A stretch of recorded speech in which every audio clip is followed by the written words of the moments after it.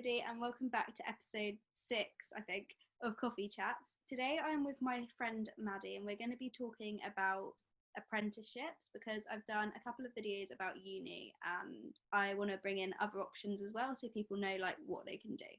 So first of all, we need to get to know Maddie. So Maddie, what are 3 fun facts about you? Well, firstly, I can speak Spanish, which is pretty cool if I do say so myself, or pretty guay.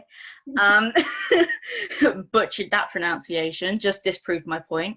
I have done about 3 or 4 weeks work experience in a bilingual school in Sevilla in the south of Spain. Great experience, although no one seemed to understand my name was Maddie and kept calling me Patri, which is an abbreviation of the name Patricia. So, you know, well off with that one. I, like Heather, our wonderful host, am an avid reader.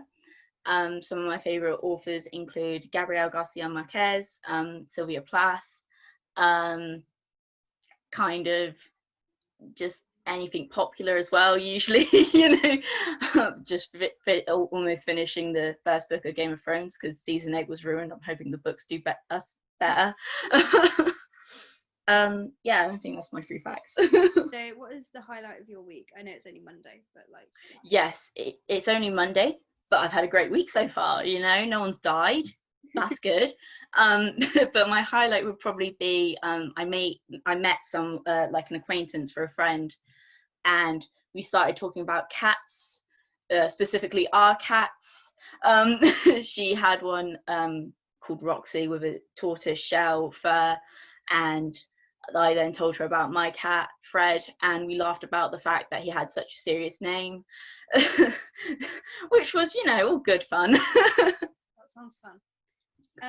I don't actually know if you drink coffee, but because the Coffee Chat's called the Coffee Chat's the that's like ask what are people's coffee order, but if you don't, what do you have like when you go to a coffee shop? Okay, well, firstly, I just want to clarify, coffee should be called hot bean juice. It's disgusting. In the same way, tea should be called hot leaf juice. Yeah. But I drink hot chocolate, if anything, from a coffee shop, with everything, you know, whipped cream, marshmallows, the works. Okay, so you can say like what, however much you want to say, but what do you do? So my official title is Sales Ledger Accounts Assistant, which sounds fancy. It's not.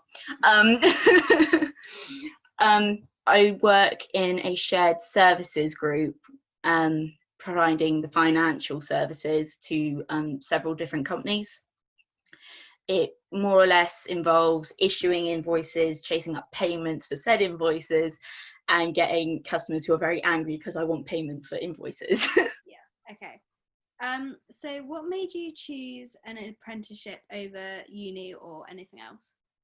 At the time for me, it was just the right choice. I think in the same way sometimes uni is the right choice for people at the time. It's just like, I'm ready for this change, and this is the change I want.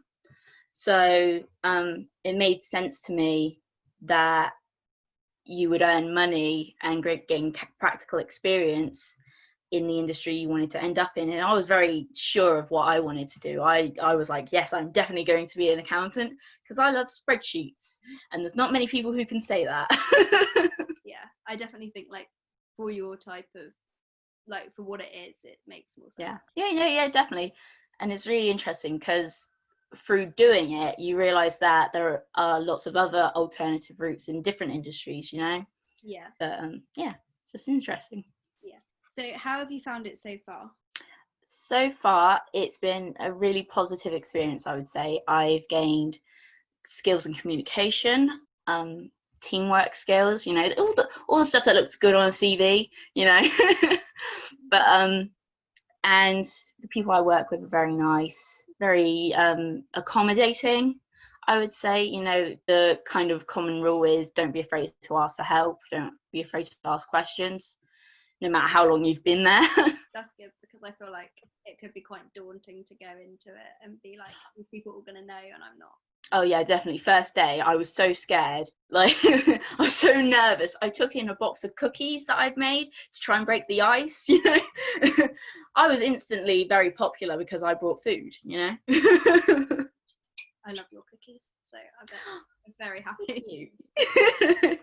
How was it going from a student environment at college to working with people who I guess are older than you? Yeah, it was, in all honesty, quite isolating, because there's that initial me and them sort of thing, you know. It's like you very much feel like the stranger going into the group who have been working together for years, and all know each other. And there is quite a large age difference between myself and my co-workers, so it was quite difficult relating in some ways. But then you break the ice and you see there's not that many differences, there's not that many, that it's like you're speaking a foreign language, you know. Like I think one of the first things I managed to, you know, break the ice with, sorry, was Marvel movies, because I love Marvel. Lucky for me, Marvel is very popular also among the mid-30s male demographic, which is some of the people I was working with. So there was that find something that you can relate regardless. Yes, yeah, there's always something, you know. It's just finding the right thing and finding your own voice. Yeah. Did you want to say anything else about that? I suppose, like I said, initially isolating, but you kind of get into it. I suppose also outside of work, it's quite isolating because your schedule becomes so much different to everyone else's. Yeah. You know, like other people your age who are still in the area, you know, depending on where you live, they may not be working full time. They may be college during the week, working at weekends, and that's your only free time. So you've kind of got to make adjustments for that. And that was something I actually struggled with to start off with. It was really finding that balance that eventually, you know, you designate so much time a week to socializing and so much time to actually being in work. And you didn't get to choose when you were in work, by the way. I was like, no, Monday to Friday, 9 till 5:15, which was a bit weird because that 15 minutes was that was crucial. Yeah. Also, I feel like because at the time everyone's going through a big change and like. Oh yeah, absolutely. So everyone has to like get on board with their new schedules, and everyone's schedules are different. So yeah, which is kind of, you know, one of the things that are the similarities. That's the word, similarities. Between going university and going into the workplace. Yeah. There is that adjustment period where you feel like you're the odd one out, but eventually you ease in, you know. And I think even having a work social life struggle in university, it's about finding that balance. From what, you know, you guys you've told me, and other friends who attend university have told me, it's you eventually find that balance, and it's like, you know, the jugs are not falling, you know. Like yeah, that's definitely true. Okay, so how did you find and apply for your apprenticeships? Oh, fun story. I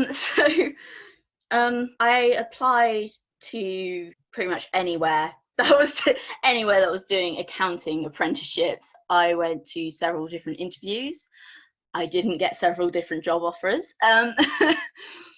But I even went to one in Plymouth because I was very determined that I was going to move away to Plymouth. That didn't work out, but that's fine because it got me to where I am now. All part of grand scheme plan or something, I don't know. I just know what I'm doing now. But yeah, so it's really funny sometimes where you can find your job. Sometimes it's word of mouth, you know, someone knows someone else, so that's your foot in the door. Sometimes it's just right place, right time. Sometimes you just say the right words during an interview and they love you.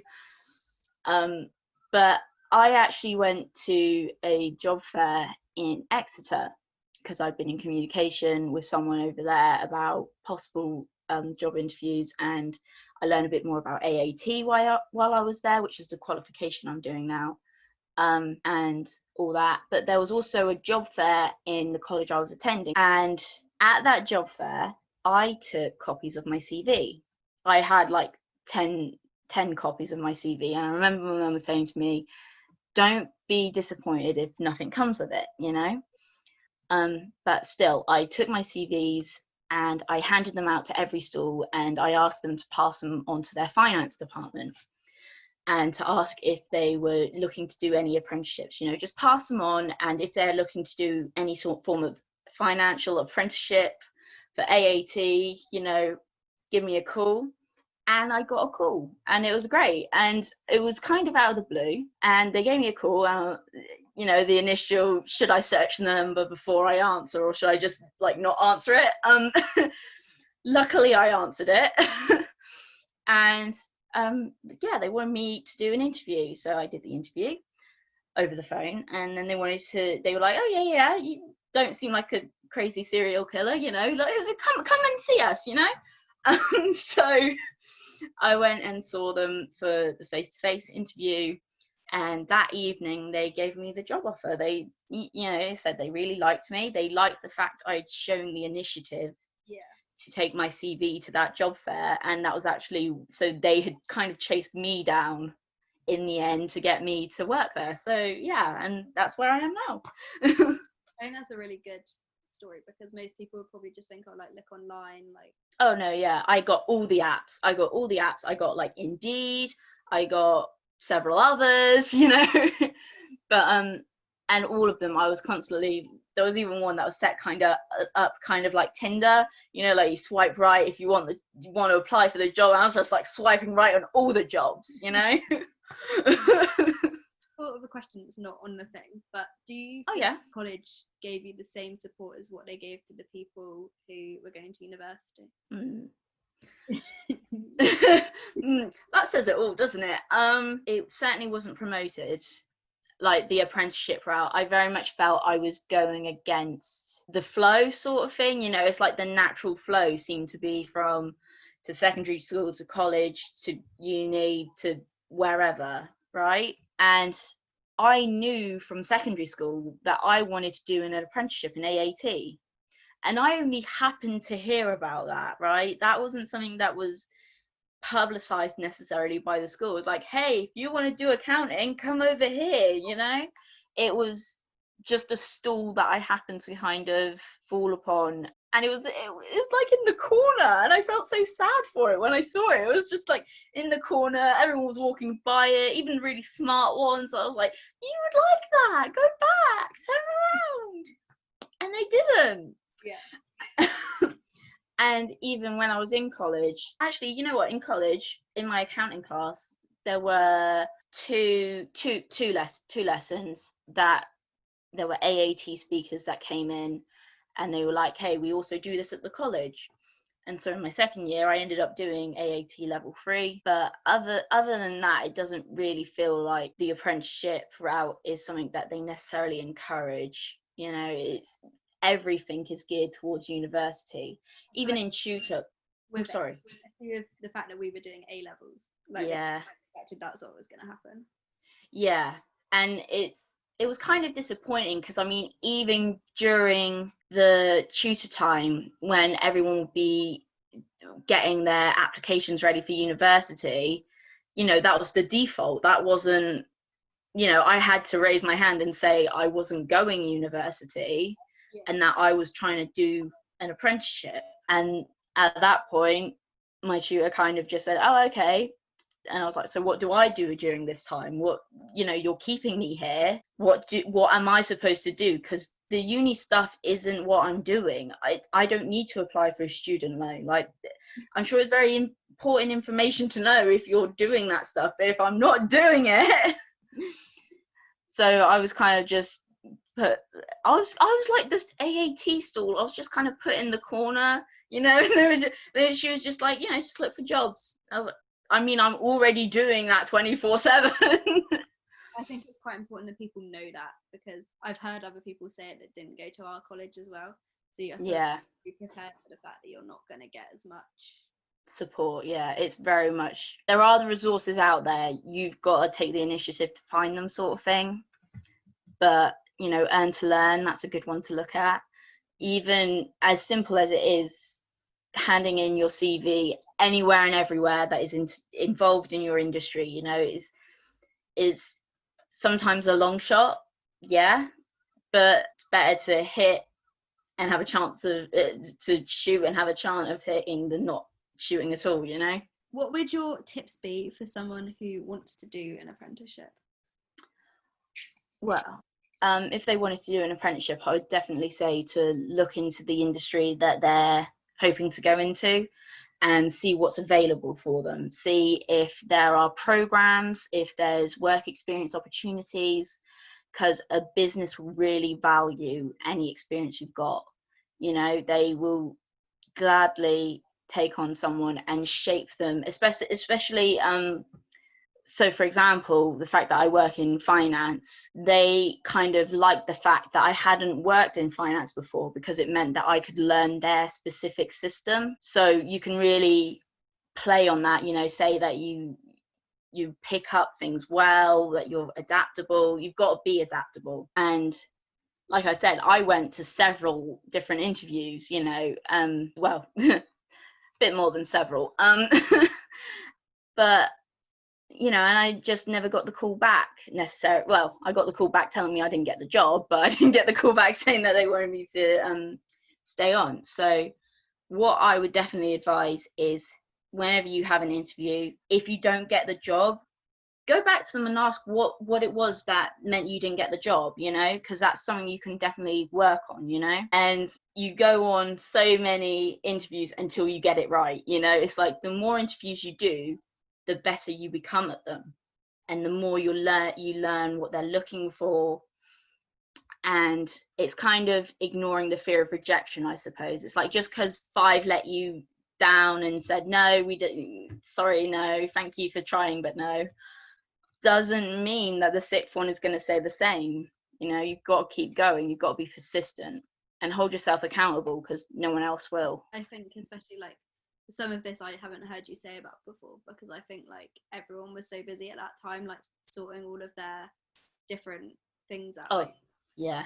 So concerned about what they're going to go on to do, and if you're doing like a different thing, I suppose it's even hard to talk about. Yeah, it's sometimes it feels that way, but I think it's more a shared experience than we think. Like, there's more similarities than you expect, because you could go to university open days and they could tell you, look, you don't really have the qualifications we're looking, you know, the grades that we're looking for. Interview to get a like unconditional offer. Yeah. And some people have to do it to get in at all. Yeah, there are similarities. Yeah, definitely. So even though it feels like there's a sort of big difference, it's really not. It's just a different way of learning, you know. And I think they both definitely have their values. They both definitely both have their merits. It's just it's an individual choice. Yeah. And it's got to be what's best for you at the time, I think. And sometimes we forget to ask ourselves what's best for yourself, because, I mean, you've already mentioned, they push this idea of university being like the default option, when sometimes it isn't. And so people kind of just go along with it sometimes, rather than thinking about what they really want to do. Yeah, because like, especially like, I feel like obviously you can do accounting or like something that would get you into that industry at uni. For you, I guess it was like, does it make sense to do that in the long run, sort of thing? Yeah, for me, I was very keen to just get started. You know, I was like, this is what I want to do. How do I do it? So I looked into how I could do it, and that just seemed logical to me, you know, to earn while you learn, you know. Yeah, especially if you were so certain. Yeah, and it comes with its own set of benefits, you know. Like, I get holiday every year now, and the money to travel if I'd like to, you know. Like, I have to save, obviously, but the fact that I'm being paid to learn, I think, is a big positive. Yeah, definitely. Okay, so how have you found fitting your studying around working? Oh, okay. So this is why I love timetables, because I think we all get that point. We all get to that point eventually, you know, either we've been like revising too much, or we've been neglecting other areas of our life other than this one massive part. And for some people that could be, you know, the socializing, or it could be revision, or it could be work. And so we neglect these other areas, and we all get to this point where it's like you kind of realize the strain it's putting you under. And so you've got to be very wary about that, especially because you're ultimately the one in charge of your timetable. You know, you've got the freedom of your time now to do with as you want, but it can be so easy to just like sit down and binge Netflix or something, you know. And especially at the end of a long day of work, especially after you've driven home, you just sit down and that's it. You're out for the count, man. Like, I remember starting working full time, and I think the first day I got home and I just fell asleep. Like, I was out for the count. I was done. I'd taken the bus, like, you know, as in like a long bus ride. But yeah, and eventually I got to this point, and I realized I was kind of like not happy with how the balance of it all had fallen into place. Yeah. So I had to make this conscious effort to make time for socializing, you know. And so I even started, like, you know, in my planner, I would start saying, okay, so this week, aim to meet up with one person or something, or aim to take your little cousin out to the zoo, or, you know, just make personal time an aim, an achievable aim as well. And part of revising is, for me anyway, is pushing yourself when you can, so that you don't have to be hard on yourself when you can't.